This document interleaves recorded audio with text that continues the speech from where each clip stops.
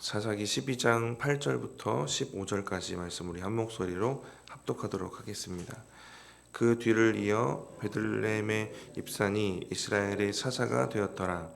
그가 아들 30명과 딸 30명을 두었더니 그가 딸들을 밖으로 시집 보냈고 아들들을 위하여는 밖에서 여자 30명을 데려왔더라. 그가 이스라엘의 사사가 된 지 7년이라. 입산이 죽음에 베들레헴에 장사되었더라. 그 뒤를 이어 스불론 사람 엘론이 이스라엘의 사사가 되어 10년 동안 이스라엘을 다스렸더라. 스불론 사람 엘론이 죽음에 스불론 땅 아얄론에 장사되었더라. 그 뒤를 이어 비라돈 사람 힐렐의 아들 압돈이 이스라엘의 사사가 되었더라. 그에게 아들 40명과 손자 30명이 있어 어린 낙이 70마리를 탔더라. 압돈이 이스라엘의 사사가 된 지 8년이라. 비라돈 사람 힐렐의 아들 압돈이 죽음에 에브라임 땅 아말렉 사람의 산지 비라돈에 장사되었더라. 아멘. 사사기에는 총 12명의 사사가 등장하는데요. 절반으로 나눠서 그 중에 6명, 온니엘과 아얏, 드보라, 기드온, 입다, 그리고 삼손까지 6명을 대사사라고 부릅니다. 그리고 삼갈과 돌라, 야일, 또 오늘 본문에 등장하는 입산, 엘론, 압돈 이렇게 6명을 소사사라고 부르는데요. 이 구분이 어떻게 되는 것일까를 좀 생각해 보면 업적을 가지고 구분하는 것은 아닙니다. 잘했구나, 더 위대하구나 라는 것을 기준으로 구분하진 않습니다. 대사사라고 부르는 사람들을 우리가 좀 생각을 해봐도 또 흠도 있고 실수를 남긴 사람들도 많이 있습니다. 기드온도 그렇고 입다도 그렇고 삼손도의 삶도 그렇고요. 뭔가 흠이 될 만한 부분도 있습니다. 네, 오히려 근데 소사사는 기록이 워낙 없기도 하지만 잘못된 부분에 대한 기록도 없습니다. 더 위대한 사사, 좋은 사사, 업적이 많이 남겨지고 능력이 많아서 대사사라고 부르는 것은 아니고 이들을 대사사라고 부르는 건 이들에 대해서 기록된 내용이 많아서 그렇습니다. 분량으로 그렇게 나누게 되는데요. 그러니까 소사사라고 부르지만 대사사와 동등한 사사로서의 활동이 있었고 역할이 있었고 하나님 세우신 사사였다라는 것을 알 수 있는데요. 사사기 본문에는 근데 이들에 대해 알 수 있는 정보가 거의 안 나옵니다. 그럼에도 이들의 이름이 기록되어 있고 이들의 통치 기간이 기록되어 있고 그러면서 이 역사가 잘 흘러가고 있는 부분을 보여주고 있고요.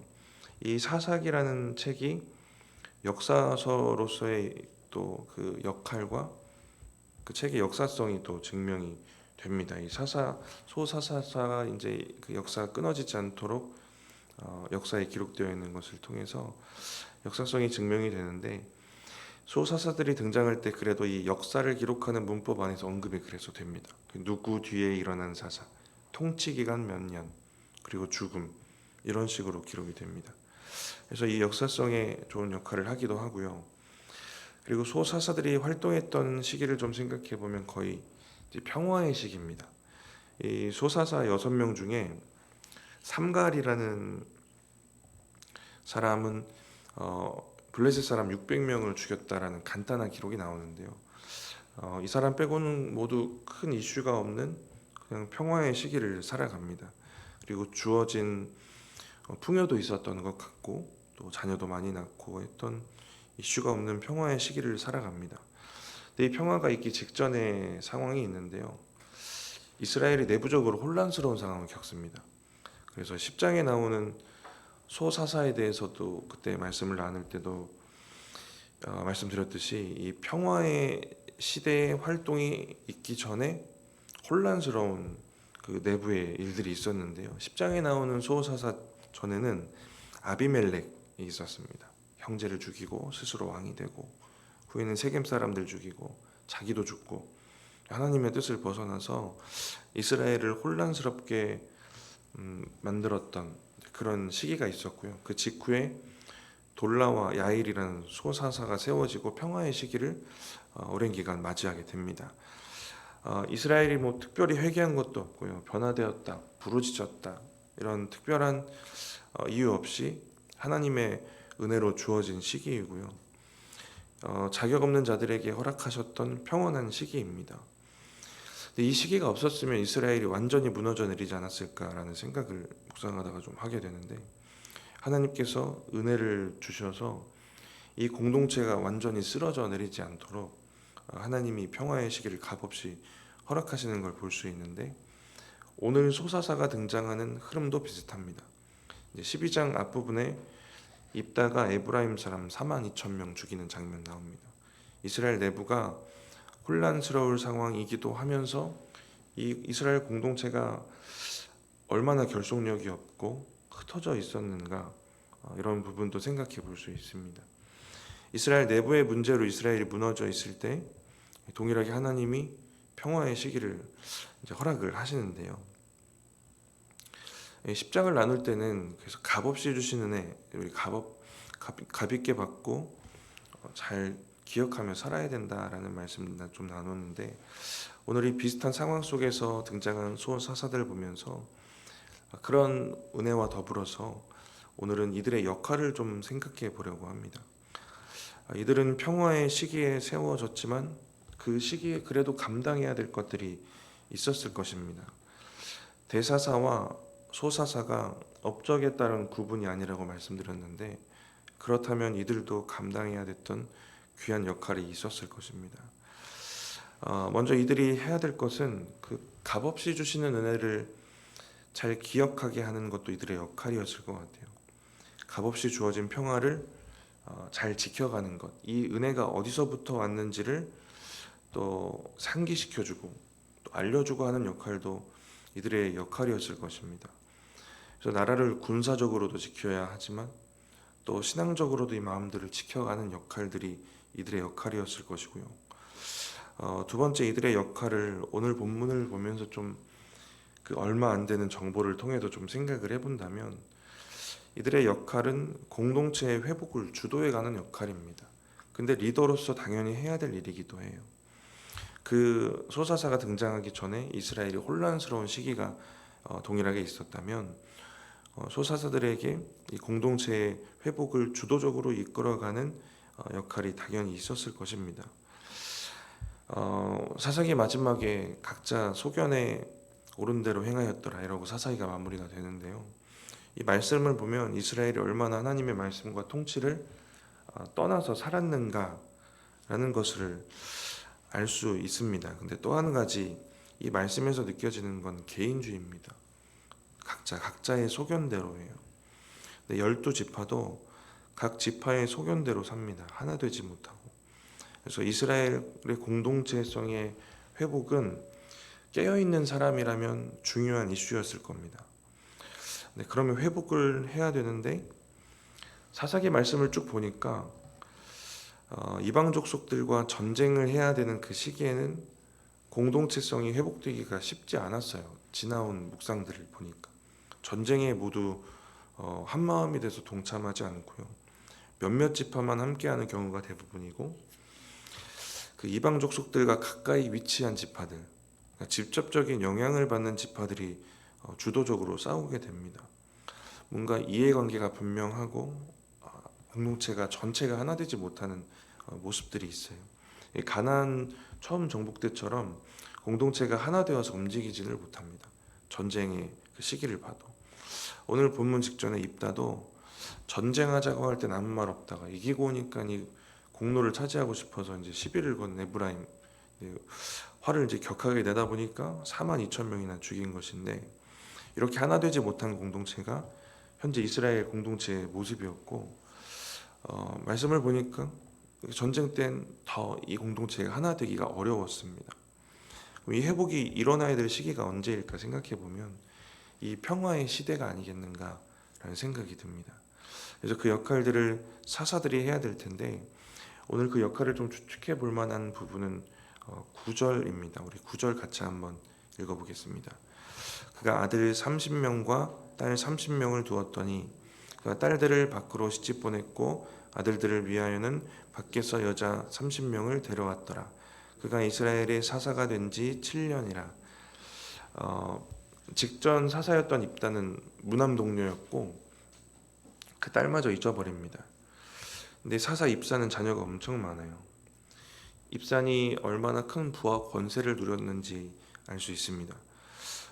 구절을 보면 많은 정보가 기록되어 있지 않은 이제 소사사인데 또 특별한 정보가 기록되어 있는데 그냥 자녀가 많다는 내용이 아니라 그들의 결혼에 대한 내용이 구체적으로 기록이 되어 있습니다.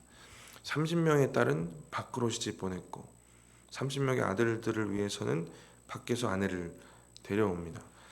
옛날 개역 한글 버전에는 타국이라고 번역이 되어 있어서요. 그래서 이방과 통혼하는 죄를 지었다라고 해석하기도 하는데 개역 개정으로 바뀐 번역이 이제 정확합니다. 하나님이 세우신 사사 그리고 이슈 없었던 평화의 시기 그 통치 기간에 통혼을 했다는 것이 자연스럽지가 않습니다. 밖으로라고 번역하는 것이 원어의 의미에 가깝고 다른 한글 번역들 보면 씨족, 다른 가문, 다른 지파 이렇게 번역할 수도 있습니다.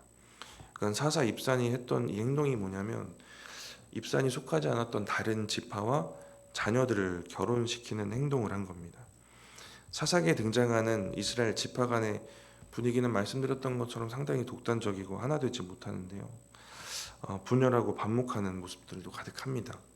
그러니까 앞서 말씀드린 것처럼 하나님이 허락하신 평화의 시기를 이스라엘 공동체가 더욱 견고해지는 기회로 삼았어야 됐는데 그런 의미에서 지파 간의 결혼은 공동체성이 회복되고 있다는 증거가 될 수 있어요. 그래서 9절에 입산의 자녀들이 다른 지파와 결혼하는 이런 일들이 이스라엘 전체적으로 자연스럽게 일어나고 있었다면 이스라엘 전체적인 회복이 그만큼 회복이 되었구나. 그만큼 신뢰와 믿음이 회복이 되었다고 생각해 볼 수도 있는데요. 지금 주어진 정보로는 일단 9절을 통해서는 입산이 주도해서 자기의 자녀들을 다른 지파와 혼인시키는 걸 볼 수 있습니다. 그러니까 입산이 직접 딸들을 시집 보내고 자녀들의 아내를 데려오는 모습을 볼 수 있습니다. 사사 입산이 이스라엘 공동체를 위해서 그 회복을 위한 노력을 주도적으로 하고 있는 걸 볼 수 있고요. 이것이 그 시기의 사사의 역할 중에 하나였을 겁니다. 그냥 주어진 평화 속에서 평화만 누리는 게 아니라 공동체의 문제를 짊어지고 또 해결해가는 역할을 감당해야 하는 것입니다. 이어지는 내용을 보면 입산이 죽고 엘론이 사사가 되고요. 그리고 압돈이 이어서 사사가 됩니다. 우리 13, 14절 같이 읽어보겠습니다. 그 뒤를 이어 비라돈 사람 힐렐의 아들 압돈이 이스라엘의 사사가 되었더라. 그에게 아들 40명과 손자 30명이 있어 어린 낙이 70마리를 탔더라. 압돈이 이스라엘의 사사가 된 지 8년이라. 압돈에게도 자녀가 많았고 손자도 많았습니다. 이 사사가 누렸던 또 그 시대가 누렸던 축복과 풍요를 생각해 볼 수 있습니다. 그리고 아들과 손자들이 나귀를 탔다라고 나오는데요. 나귀를 탄다는 것은 이제 권세를 상징하는데 이들이 가진 권세를 알 수 있습니다. 권세 있는 자들이라는 표시가 돼요. 그래서 10장에 등장하는 소사사 야일도 자녀가 많이 있었고 그 자녀들도 나귀를 탑니다. 나귀를 타는 것이 권세를 상징하는데 그 10장에 등장하는 야일은 나귀도 타고 그 아들들 30명에게 성읍 30개를 나눠줍니다. 10장 4절인데요. 그에게 아들 30명이 있어 어린 나귀 30을 탔고 성읍 30을 가졌는데 그 성읍들은 길르앗 땅에 있고 오늘까지 하봇야일이라 부르더라. 30개의 성읍을 30명의 아들들에게 나누어 줍니다. 이 얘기로 좀 거슬러 올라가 본 건요.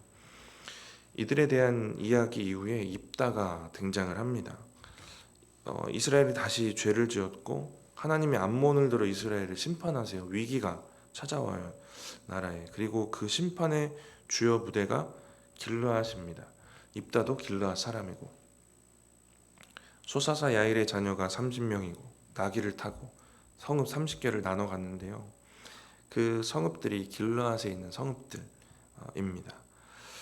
근데 길르앗이 암몬의 침략으로 위기를 맞이한 10장에 그 30명의 아들, 그 성읍이 자기가 가진 힘과 권세를 가지고 일어나서 민족을 위해 싸웠다, 이런 기록이 하나도 없어요. 야일은 죽은 뒤니까 책임이 없다라고 생각할 수도 있습니다. 싸웠는데 기록 안 됐다라고 생각할 수도 있고요. 그런데 자녀들을 야일이 나라의 위기를 위해 일어나서 적극적으로 참여해서 싸울 수 있도록 가르치지는 못한 것 같아요. 평화의 시기에 활동한 사사들이 그냥 그 평화에 묻혀서 사는 게 아니라 영적 회복의 시기, 그리고 자녀들을 영적으로 가르치는 시기로 삼았어야 했는데, 이런 한 측면을 보았을 때도 그 부분이 연약한 부분이었구나라는 걸 추측해 볼 수 있습니다. 사사기 서두에 사사기의 시대적 그 영적 배경을 설명하면서 사사기가 시작이 됩니다. 사사기 앞부분에. 그래서 여기에 여호수아가 죽고 여호수아 세대 사람들이 다 죽고 다른 세대가 일어났는데, 이 세대는 하나님을 모르고 하나님의 행하신 일도 알지 못하는 세대다라는 얘기로 시작을 해요. 이 얘기는 영적인 유산이 전혀 전해지지 못했다라는 겁니다. 소사사가 활동했던 그 평온의 시기에 소사사들은 나라도 그렇고 또 다음 세대도 그렇고 자녀도 그렇고 믿음이 견고하게 세워지도록 해야 하는 그 역할이 있었던 것입니다. 평화의 시대의 소사사들이 뭘 할 수 있었을까? 뭘 했을까? 그들이 뭘 잘했나? 그래서 결론적으로 어떻게 했을까? 소사사들에 대한 기록이 짧아서 그들이 잘했다 못했다, 결론적인 거, 확신적인 것들을 우리가 정확히 보기는 힘든데요. 오늘 말씀을 통해 말씀을 나눈 건 이들이 했어야 했던 부분들입니다. 이 사사들은 값없이 주신 은혜를 잘 지키면서 그 영적 분위기 잘 만들어 가야 될 역할이 있었고요. 그렇게 하나님의 은혜를 쉽게 잊지 않도록 해야 그 패턴이 다시 반복되지 않도록 도울 수 있었을 겁니다. 그리고 회복해야 될 것들을 회복해가는 역할도 영적 리더로서 있었을 거예요. 이스라엘 내부적인 문제, 공동체 연합을 위해 애써야 했을 것입니다. 그게 이스라엘 전체적인 중요한 이슈였으니까. 이스라엘이 영적으로 견고하게 세워지고 그 믿음이 잘 흘러가고 전해지도록 또 만들어가는 역할도 그들의 역할이었을 겁니다. 말씀을 마치면서요, 그러면 사사가 아닌 우리에게는 어떤 은혜가 있을까 생각해 보면, 저와 여러분에게 주어지는 평화의 시기, 괜찮을 때가 있습니다. 그때 우리가 해야 될 일과 가져야 될 믿음도 생각해 보니까 본질적으로 똑같아요. 값없이 주신 하나님의 은혜를 가볍게 여기지 않고 하나님의 그 은혜를 쉽게 잊지 않고 사는 겁니다. 그리고 회복해야 될 것들을 회복해 가시는 거예요. 개인적으로도 그렇고 공동체적으로도 그렇고 회복해 가시는 겁니다. 또 믿음을 견고하게 만들고 믿음을 가르치고 흘러갈 수 있도록 하는 역할도 우리의 역할이 또 맞기도 합니다. 이처럼 하나님이 허락한 그 평화의 시기를 또 은혜롭게 잘 역할을 감당하시면서 지나가시는 저와 여러분들 되시기 바랍니다. 잠깐 기도하겠습니다. 하나님, 오늘 세 명의 소사사들에 대한 이야기를 함께 나누면서 하나님께서 허락하셨던 그 평화의 시기, 그 은혜를 또 기억하고 또 그 가운데 그 사사들이 감당해야 했을 역할들을 생각해 보았습니다.